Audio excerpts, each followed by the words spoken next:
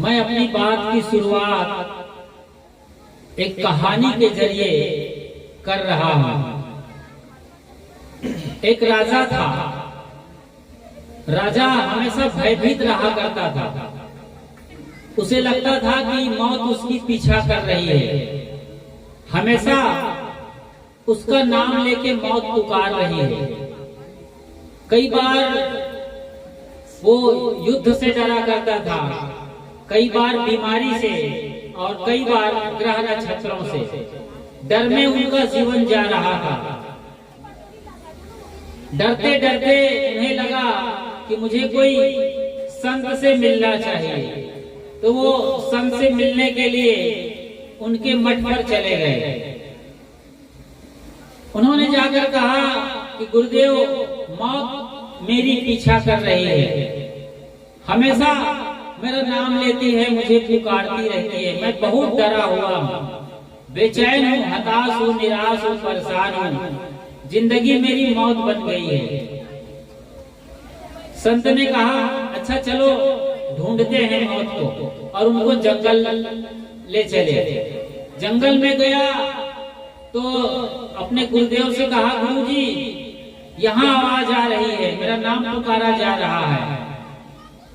गुरुदेव ने कहा, डरो मत, ये तुम्हारा डर है, वहम है, ऐसा कुछ भी नहीं है। ये तो जंगल की सन्नाटे की आवाज है। और उन्हें नदी के किनारे ले गया। नदी के किनारे पहुंचकर भी वो डर रहा था। कहा, गुरुदेव जी यहाँ भी मुझे आवाज सुनाई पड़ रही है। गुरुदेव ने कहा, ये तुम्हारी कल्पना की डर है, यहाँ कुछ भी नहीं है। नदी की सरसराहट है, कलकल छलछल है और हवाओं का झोंका। कोयल गीत गा रहा है, तुम्हें सुनाई नहीं पड़ रहा है। तुम मौत की आवाज कैसे सुन लेते हो? और उनको नदी से ले गया एक झील के पास। झील के पास गया तो आदमी बिल्कुल डरा हुआ था। वहां एकदम शांत झील था और उन्हें अपनी सांस की आवाज भी मालूम पड़ रही थी, लेकिन लगता था जैसे मौत पीछा कर रही है। आप लोगों ने देखा होगा, आपके फोन के जो रिंगटोन होते हैं, कई बार रिंग नहीं बज रही होती है, लेकिन आपको लगता है कि मेरे मोबाइल से रिंगटोन की आवाज आ रही, कोई कॉल कर रहा है। इसे मोबाइल फोबिया कहा जाता है। तो ऐसे ही उसे मौत फोबिया हो गया था, यमराज फोबिया हो गया था। शांत झील के पास भी पहुंचकर वो आदमी डर रहा था कि मौत मेरे कंधे पर हाथ रख रही है। और बिल्कुल वो डरा सहमा गुरुदेव जी को पुकारा और कहा, गुरुजी यहाँ भी मौत मेरा पीछा नहीं छोड़ रही है। गुरुदेव ने कहा, बेटा तुम इसी झील में झांको, अपने चेहरे को देखो। और जब वो आदमी देखा अपने चेहरे को तो बिल्कुल उखड़ा हुआ आदमी था, डरा समा भयभीत, चेहरे से हवाइयां उड़ रही थी। गुरुदेव ने कहा, बेटा यही डर है जो तुम्हारे भीतर है। मौत तुम्हारे भीतर है, कहीं बाहर नहीं है जिससे तुम डर रहे हो। डरो मत, जिस दिन तुम्हारा डर मर जाएगा जिंदगी की शुरुआत होगी।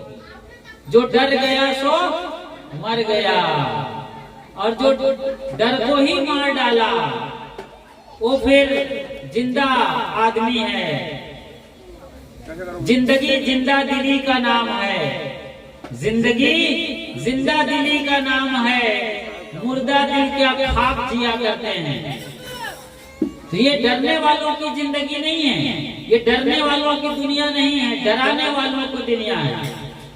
अपने में लौटिए और अपने भीतर के डर को बाहर निकालिए। एक बार पलट के देखिए तो सही, कुछ भी नहीं है। आपने सिर्फ माना है और वो मान्यताओं का डर आपको लग रहा है जैसे कोई गर्दन दबा रहा है। ये आपकी बनाई दुनिया है।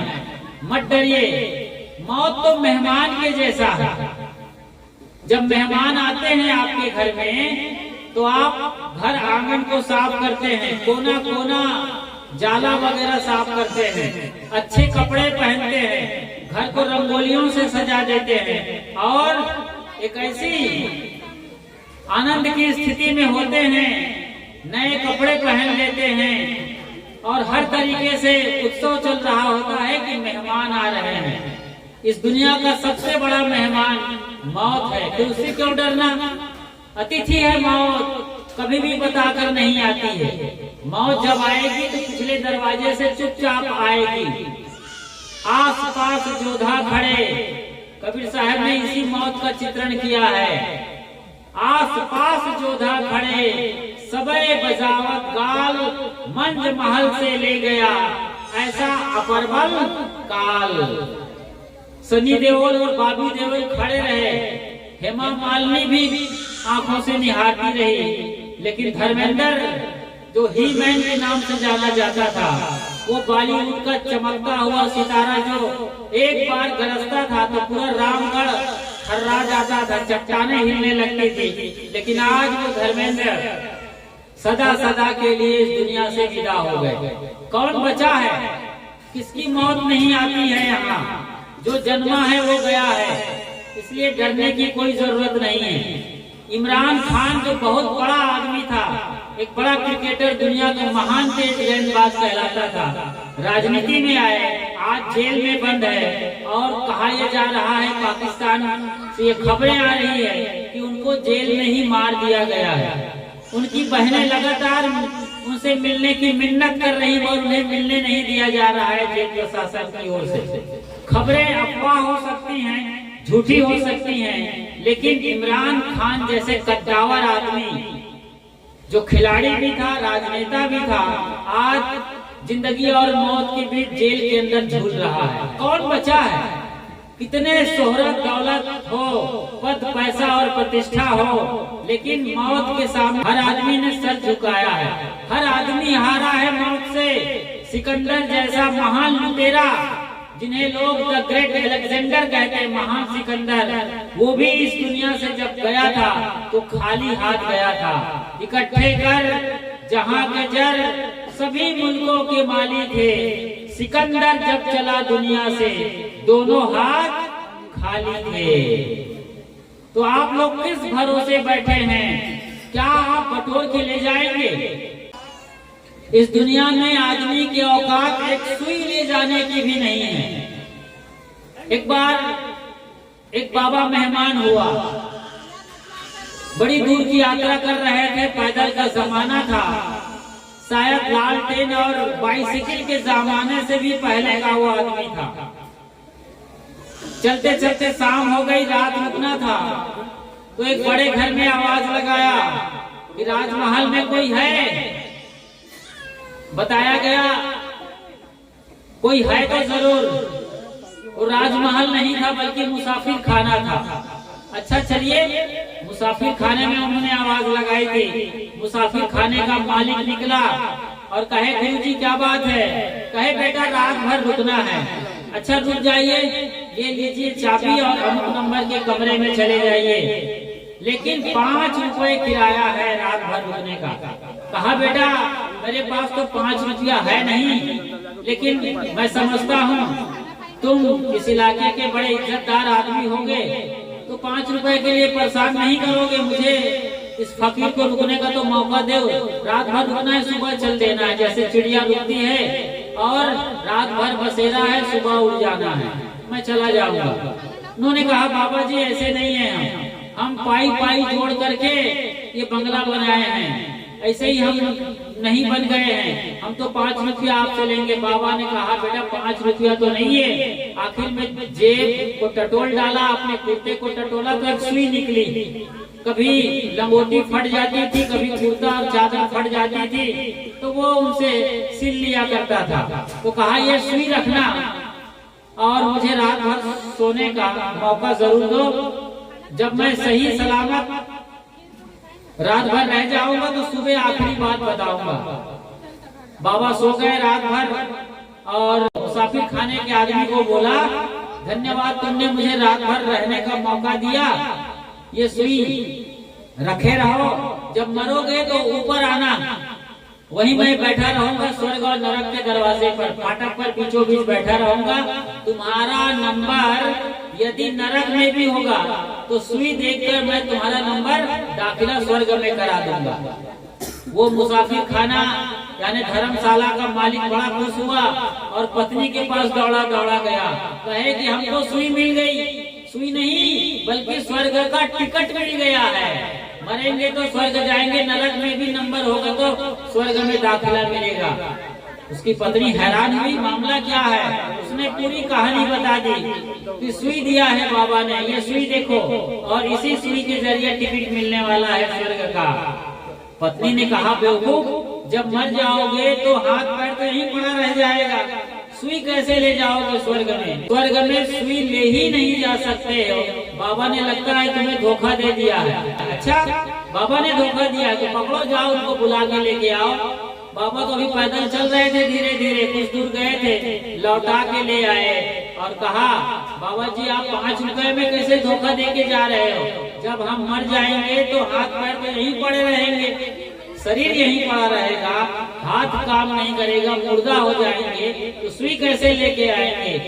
तब बाबा ने कहा, बेवकूफ, समझ में नहीं आती है, जब 5 रुपए की सुई को तुम लेके नहीं जा सकते हो मरने के बाद, तो 5 रुपए के लिए क्यों मुझे परेशान कर रहे हो? ये आंख खोलने वाली बात है। ये हम सब की कहानी है। जिंदगी भर दौड़ते हैं, दौड़त दौड़त दौड़िया जहाँ तक मन की दौड़, दौड़ थका मन फिर भया वस्तु ठौर की ठौर। जिसके लिए दौड़ रहे हैं, दौड़ तो पूरी हो जाती है, लेकिन पद, पैसा और प्रतिष्ठा सब कुछ यहीं रह जाएगा। इसलिए अतिथि है मौत, इसका स्वागत करना चाहिए हमें। मैं बता रहा था कि मेहमान आते हैं तो आप पूरे घर को सजा लेते हैं, जाले निकाल लेते हैं, नए कपड़े पहन लेते हैं, रंगों से आप सजा देते हैं घर आंगन को। मेहमान आ रहे हैं, दूर के ताऊ जी आ रहे हैं, दादाजी आ रहे हैं, मामा जी, मौसा जी, मामी, मौसी, कितनी उमंग और उत्साह की बात होती है एक साधारण मेहमान के आने से। लेकिन मौत जो सबसे बड़ी मेहमान है, सबसे बड़ी अतिथि है। अतिथि मतलब जिसकी कोई तिथि ना हो आने का, मौत कभी भी आ धमकेगी। आपने कभी जाला हटाया है? अपने दिल दरगाह को देखो, कितने काम, क्रोध, लोभ, मोह, मद, माया और मत्सर के जाले लगे हुए हैं। मनोविकारों ने जैसे कार्बन जमा दिया है आपके दिल पर, वहाँ कैसे वो मेहमान आएंगे? उस मेहमान को जिसके आने से जिंदगी की शुरुआत होती है। मौत कोई आखिरी कहानी नहीं है, इसके बाद असली कहानी शुरू होने वाली है। मौत तो एक पड़ाव है, एक शरीर बदलने की प्रक्रिया का नाम है। शरीर बदल जाएगा और आपने जैसी कमाई की है उसके अकॉर्डिंग नई जिंदगी आपको मिलने वाली है। इसलिए अब तक जो किया सो किया, छीना झपटी किया, मारा पीटा किया, गाली गलौज किया, वो बुरे कर्म, वो पाप कर्म सब धुल सकते हैं यदि आज संभल करके हम अपने नए जीवन की शुरुआत करें। जिंदगी में अपने कर्मों के संस्कार को बदलना, ये मौत को भी हराने जैसा है। मौत भी आपका कुछ नहीं करने वाली है। इसीलिए साहब कहते हैं, जय मरने से जग डरे मेरो मन आनंद, कब मरी हूं कब पाई हूं पूर्ण परमानंद। बताइए, जिस मरने से आप डरते हैं, दुनिया डरती है, तमाम कोशिश करती है कि ना मरना पड़े।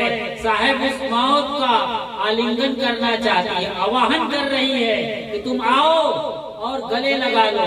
जय मरने से जग डरे मेरो मन आनंद, कब मरी हूं कब पाई हूं पूर्ण परमानंद। रात नींद में जब जाते हैं तो सब कुछ भूल जाते हैं, पूरी दुनिया, बैंक बैलेंस, गाड़ी, motor, cooler, car, fridge, washing machine, बीवी, बच्चे, सब कुछ भूल जाते हैं। खुद को भूल जाते हैं कि किस करवट लेटे हैं, एक टांग नीचे है कि दूसरी टांग जमीन पर है या जमीने पर गिर गए हो, कुछ पता नहीं है। रात सोते हो तो सब भूल जाते हैं आप। तो मौत एक बड़ी नींद है जो आने वाली है। नींद जो छोटी मौत है कितनी प्यारी है। 10 दिन ना सोना पड़े तो आदमी पागल हो जाए, लेकिन हम हर रोज सोते हैं और नींद से बड़ी प्यार करते हैं।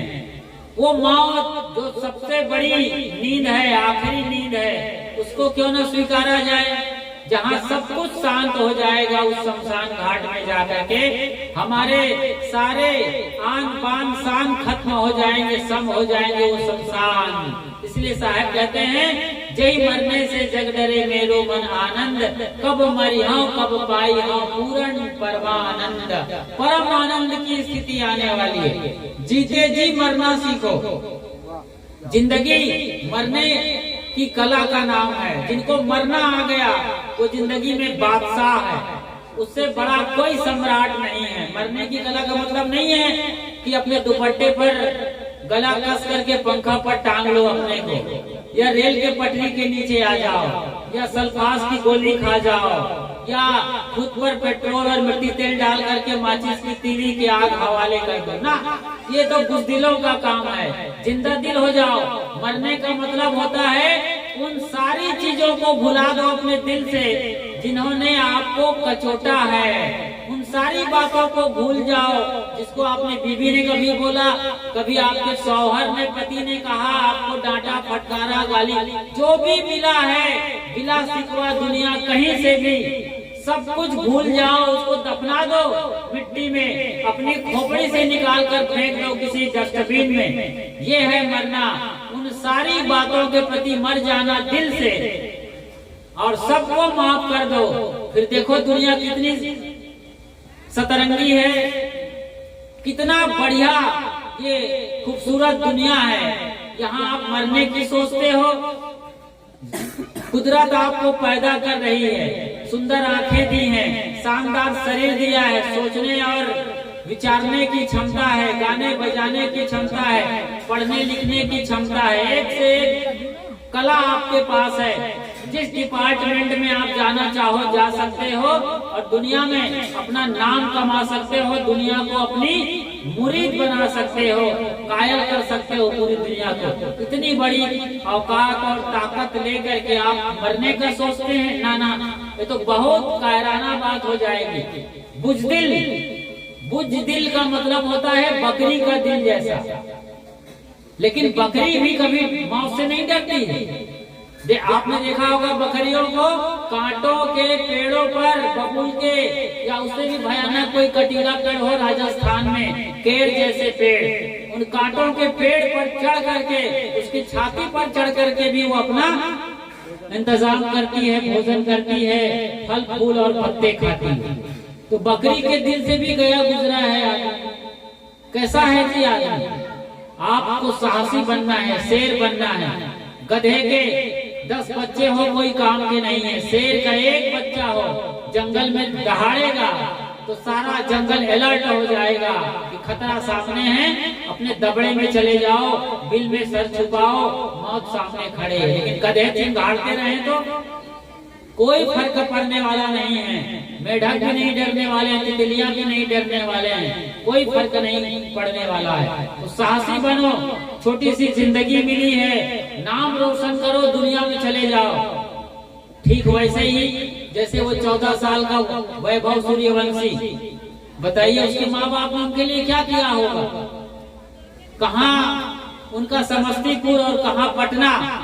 सवेरे तड़के 3 बजे माँ रोटी पराठे बनाती, उसका बाप साइकिल पर लाद करके उनको पटना की एकेडमी लेके जाता था। ये है जिंदगी, इसको कहते हैं जिंदगी। और तुम बढ़िया फ्लैट पर और बढ़िया बिल्डिंग के अंदर घुट घुट के जी रहे हो, ये कोई जिंदगी? नाम रोशन करो वैभव सूर्यवंशी जैसा, नाम करो शेफाली वर्मा जैसा, नाम रोशन करो वो आयरन लेडी जिन्होंने पाकिस्तान के दांत में खट्टे कर दिए थे, सोफिया कुरैशी। वो खुद मुसलमान लेडी और पूरे पाकिस्तान के दांत खट्टे कर दिए, नाकों चने चबाने पड़े। उनके सारे जो सेंटर रहे हैं परमाणु बम के, वो ध्वस्त कर दिए। ये हमला, ये जिगर होना चाहिए। ऐसा कोई मरना होगा।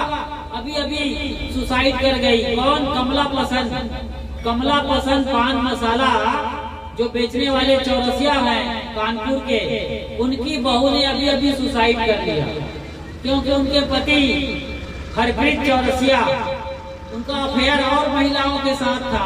अब सोचना चाहिए था, उनका एक बेटा था, उस बेटे को लेके रह जाते, उसकी मरने की क्या जल्दी पड़ी थी, उनको बढ़िया हरजाना मिलता करोड़ों रुपए का, अलग हो जाती अपने बेटे को लेकर।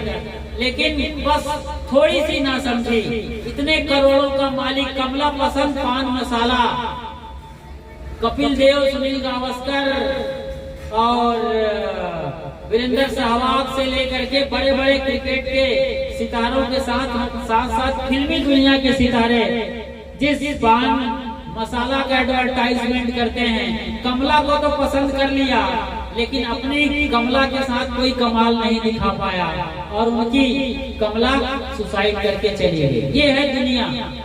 कैसे हैं लोग?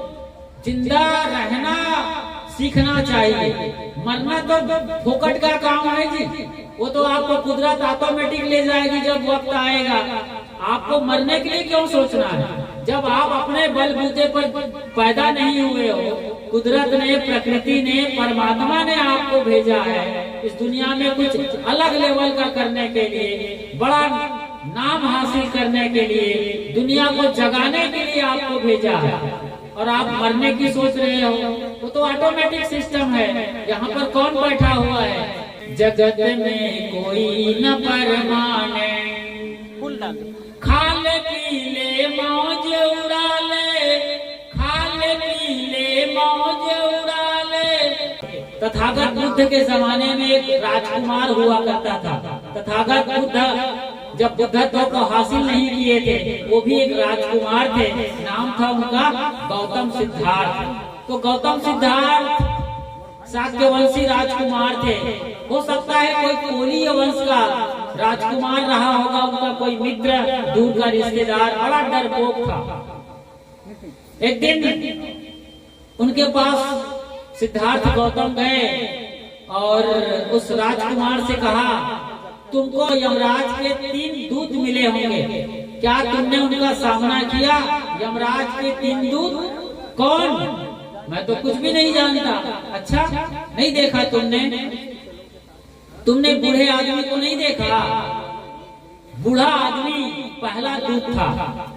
वो बता रहा है कि हर आदमी को इसी रास्ते से जाना पड़ेगा, यही अंत है, बुढ़ापा।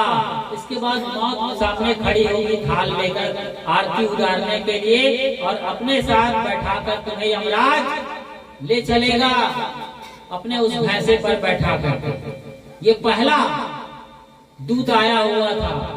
फिर बीमारी, बुढ़ापा तक भी यदि तुम संभल गए तो आखिरी में बीमारी भी आने वाली है।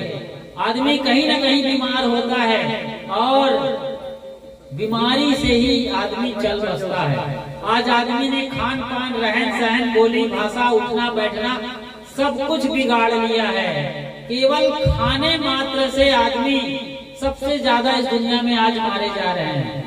चाहे वो ड्रग्स खाने वाले हो, जो इंसुलिन का इंजेक्शन लेते हो, या किसी और नशे का, जो हेरोइन, कोकीन, मॉर्फिन, ये भी खाना ही है। पीना मतलब मुंह से जो भी ग्रहण किया वो खाना, वो खा के मर रहे हैं। अत्यधिक तेली पदार्थ खा के लोग मर रहे हैं, गलत खा के मर रहे हैं। मतलब जो नॉन नेचुरल फूड्स है उनको खा खा के मर रहे हैं। बीमारियां इस तरीके से सबसे ज्यादा आ रही हैं। केवल जीभ संभाल ले आदमी तो आदमी 100-100 साल जिए, वरना आदमी आज अपने ही दांतों से अपनी कब्र खोद रहा है। ये अलग बात है कि डॉक्टर गोवर्धन जैसे जो डॉक्टर हैं वो माला माल हो रहे हैं, ये अलग बात है। आप बीमार हो रहे हो, अपना कब्र खोद रहे हो, डॉक्टर के पास पहुंच रहे हो, डॉक्टर इंजेक्शन लगाए जा रहा है, 2-4 लगाना, 1 कब 4 लगा देते हैं। चलता रहे लंबा मामला और वो माला माल हुए जा रहे हैं और आनंद भी तैयार हो गया है। डॉक्टर कहाँ है वो आजकल? अहमदाबाद सिटी आप जाए, गुजरात में वो रहते हैं। तो आप ध्यान दो, डॉक्टरों को माला माल मत करो। जिस तरीके से आपके खान पान, रहन सहन की शैली है, वो आप सारा कुछ कमा रहे हो, दिन भर रात भर पसीना एक कर रहे हो, लेकिन सारा पैसा आपका डॉक्टर के जेब में जा रहा है। मैं ये नहीं कह रहा हूँ कि डॉक्टर को आप भूखा मारो, डॉक्टर की भी चलती रहे, लेकिन कुछ तो समझो, खान पान तो समझो। नमक बदल दो, आप सेंधा नमक खाओ, वो नमक मत खाओ एकदम ब्राउन जो चमकदार है, टाटा का हो चाहे अन्नपूर्णा का हो, सबसे बढ़िया है। या तो देहाती कड़ा नमक खाओ जो गुजरे जमाने में आता था, वरना सीधा नमक खाओ। एल्यूमिनियम बदल दो, लोहे के बर्तन स्टील के ले आओ। तेल बदल दो, कच्चा घानी का ले आओ, वरना ये सफोला और फफोला पूरी बढ़िया खिला सकती है, लेकिन आपको मारने वाली है। तो ट्रिपल रिफाइंड तेल बदल दो, नमक बदल दो, चीनी की जगह पर गुड़ खाना शुरू कर दो। ये कुछ चीजें हैं जिनसे आप बच करके अपनी जिंदगी को संवार सकते हैं, सजा सकते हैं। और 100 बरस जो हमारे ऋषियों ने आशीर्वाद दिया है, जीवेम सरदा सतम का, कि तुम 100 साल जो हम आशीर्वाद देते हैं, उनके आशीर्वाद को हमें आज जीना है। तो यमराज कई रूप में आते हैं। तो गौतम सिद्धार्थ ने उनको कहा कि दूसरी जो बात आई, वो दूसरा दूत निकल कर आया। वो कौन था दूसरा दूत? बीमारी, कि बीमार पड़ोगे और जाना पड़ेगा। तीसरा दूत राजकुमार ने पूछा, सिद्धार्थ ने कहा तीसरा दूत है अर्थी पर लेटा हुआ आदमी। वो आदमी जो मर चुका है, जो हिलता ना डोलता ना बोलता है, लेकिन पूरी अर्थी चिल्ला चिल्ला करके बोल रही है कि अंततो गत्वा इसी अर्थी पर चार के कंधे पर बेटा लेट कर जाओगे, आखिरी कोई रास्ता नहीं है। क्यों आदमी याद नहीं कर रहा है किस तरीके से तुम्हें मर के जाना है? क्यों बेहोश है? क्यों वो नादानी कर रहा है? किस गफलत में आदमी जी रहा है? क्यों भाई से भाई की नहीं बन रही है, भाई की हत्या करने की साजिश कर रहा है? क्यों आदमी अपने पति और पत्नी पर राजी नहीं है?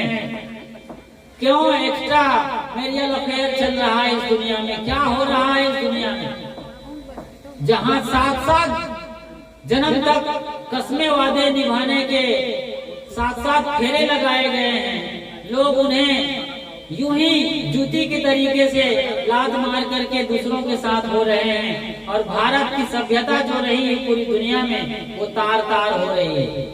किस गफलत में जी रहा है आदमी को मालूम नहीं है कि मौत उसके पिछले दरवाजे से आएगी और चोटी पकड़कर उठा कर ले जाएगी। तुम चू भी नहीं कर पाओगे। मौत हिचकी के जैसी आएगी या सर्दी जुकाम जैसी आएगी।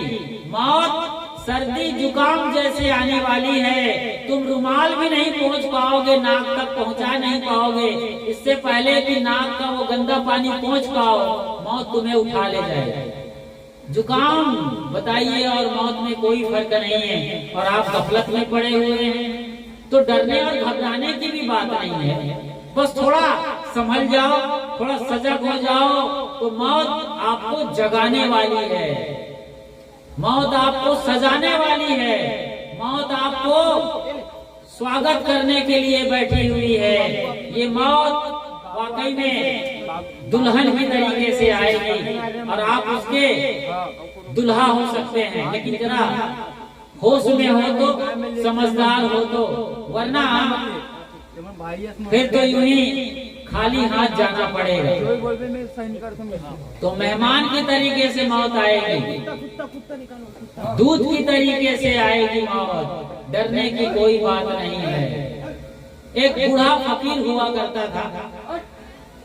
बूढ़ा फकीर जैसे ही उठता एक पर्ची लगाता था। समझ रहे हैं आप लोग, ध्यान दीजिए। एक बूढ़ा फकीर था, हर सवेरे उठता, गांव में उनका आश्रम था, तो दरवाजे पर एक चिट्ठी लिख के चिपका दिया करता था कि आज मेरी मौत होने वाली है, आज जिंदगी का आखिरी दिन है।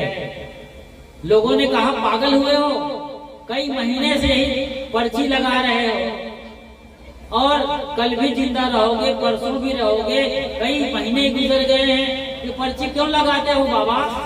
बाबा ने कहा बेटा ये पर्ची मैं मौत के डर से नहीं लगाता हूँ, मैं तो मौत का स्वागत करता हूँ, मैं तो मौत को आमंत्रण और निमंत्रण दे रहा हूँ। मौत आए मेरे गले लगे, मुझे अपने गोद में बिठा कर ले जाए। तो मौत से मैं डरता नहीं हूँ, बल्कि मौत से मैं खुद को जगाने के लिए ये पर्ची लगाता हूँ। और मैं हर दिन को आखिरी समझता हूँ, इसलिए लगता है कि क्यों नफरत करूँ मैं। भले लोग मुझे धोखा दे रहे हैं, मेरे साथ धोखाधड़ी कर रहे हैं, मेरे से लोग ले लिए हैं, वापस नहीं कर रहे हैं, मेरे ही खा रहे हैं, मेरे को ही लोग हर तरीके से धोखा दे रहे हैं। लेकिन मैं सोचता हूँ कि मैं कभी धोखा ना दूं, मैं नफरत में न जलूं, मैं कभी ईर्ष्या ना करूं, कभी क्रोध ना करूं। लोग आए मुझे लूट लें, लेकिन मैं लुटेरा ना कहलाऊं। इसलिए मैं मौत को हर दिन आमंत्रण देता हूं और ये पर्ची लगाता हूं। तो मैं डरता नहीं हूं, बल्कि जागाता हूं अपने आप को। अपने आप को जगाना है। अरे कुछ भी नहीं है कि डरने वरने की कोई बात नहीं है। जिस दिन मौत आएगी चले जाएंगे। एक संत हुए हैं राजस्थान में, ललित प्रभ और चंद्र प्रभ दोनों भाई हैं। दोनों भाई कहते हैं कि एक दिन बूढ़ा होना है, केवल एक दिन, जिस दिन मौत आएगी। और जवान बने रहो, मुकाबला करो जिंदगी का। जो भी यहाँ पर दुख है, तकलीफ है, उनका मुकाबला करते रहो। और केवल एक दिन बूढ़ा होना है, जब मौत आएगी चल देंगे। क्या फर्क पड़ता है? कितनी लंबी जिंदगी जी करके भी कुछ नहीं पाए, तो फिर क्या पाके चले जाएंगे? कौन सा हम बड़ा यहाँ माल खजाना लूटने वाले हैं? जब बड़े बड़े लोग खाली हाथ चुपचाप चले गए हैं, तो हम भी यूं ही रवाना हो जाएंगे। तो आज माता अनुसुईया देवी जो यहाँ इस कॉलोनी की अम्मा रही है, वो नहीं है आज। और उनके नाम पर आप ये 13वीं में जो भोजन भंडारा ले रहे हैं, उनको आशीर्वाद दीजिए। उनके लिए अपने दिल में से उद्गार निकालिए कि वो जहां भी जाए, उनके कर्मों में जो संस्कार है उनमें अपना भी आशीर्वाद का संस्कार डाल दीजिए कि उनको और ऊंची से ऊंची जगह मिले, सदगुरु का स्थान मिले, सतलोक मिले, और उनकी आने वाली जिंदगी सुखद और मंगलमय हो। ऐसा कुछ बड़ा भाव देते हैं, ये बड़ा भाव आपके लिए लौट कर आएगा और आपको भी एक बढ़िया अमृत जीवन मिलेगा आने वाले जीवन में, और शेष बचा हुआ जीवन सुखद और मंगलमय होगा। तो इन्हीं वचनों के साथ कि आपका जीवन सुखद और मंगलमय हो। डॉक्टर साहब जो गोवर्धन दास जी महान डॉक्टर हैं आपके यहाँ, सुना हो कि एक और बड़े हॉस्पिटल में आप सेवा दे रहे हैं। तो कई जगह आप बैठते हैं और कई बड़े समारोह में आप भाग लेते हैं। बड़े नाम है प्रतिष्ठित। आपका जीवन, आपका परिवार अनंत और आपकी खुशी छोटी और बड़ी का जीवन बहुत सुंदर हो। इन शुभकामनाओं के साथ उनकी धर्म पत्नी का भी एक बढ़िया लेडी डॉक्टर है, उनका नाम रोशन हो। आप सब आए, इनके क्लिनिक में जाएं, कभी बीमार हो जाएं तो अपना इलाज कराएं। हम चाहते हैं कि डॉक्टर साहब कई बार आपके फीस माफ कर दें, कई बार कम खर्चे में आपको योगदान दें और आपका जीवन चलता रहे। इन्हीं शुभकामनाओं के साथ अब विदा लेते हैं। बोलिए सतगुरु कबीर साहेब की जय। अपने अपने माता पिता गुरु गोविंद की साहेब बंद की।